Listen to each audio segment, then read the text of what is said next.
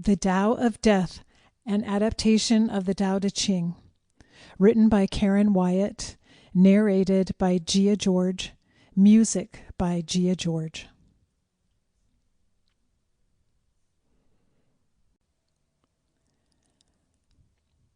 Introduction, narrated by Wyatt. Man lives as if he is never going to die, and then dies having never really lived.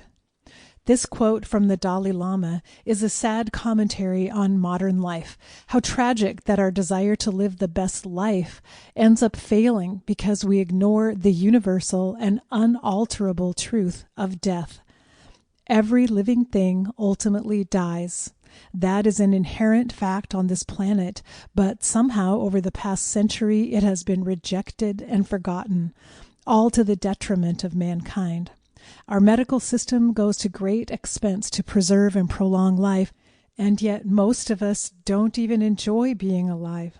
In fact, a recent Harris poll found that 2/3 of Americans report feeling unhappy with life a majority of the time.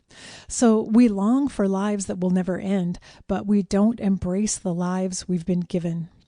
In contrast, however, the tiny country of Bhutan in the Himalayas has been named the happiest place on earth, despite being a developing nation lacking in many of the comforts that are taken for granted here in the U.S.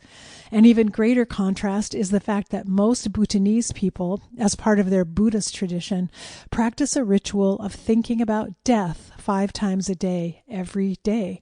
Rather than avoid the subject of death out of fear, they intentionally prepare themselves for the inevitable transition that each of us will one day face.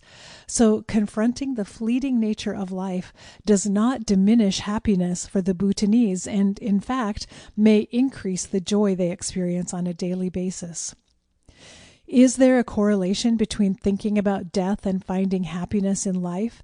No one knows for sure, but it has been shown that contemplating death and the impermanence of life on a regular basis diminishes fear of the unknown.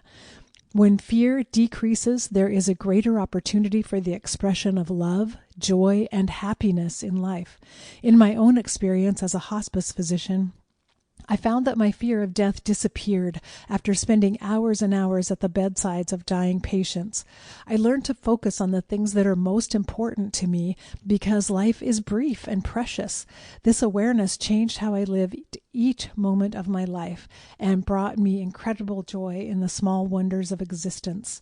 In addition, I'm at peace about my own death, and I feel prepared to accept it whenever. Sample complete. Ready to continue?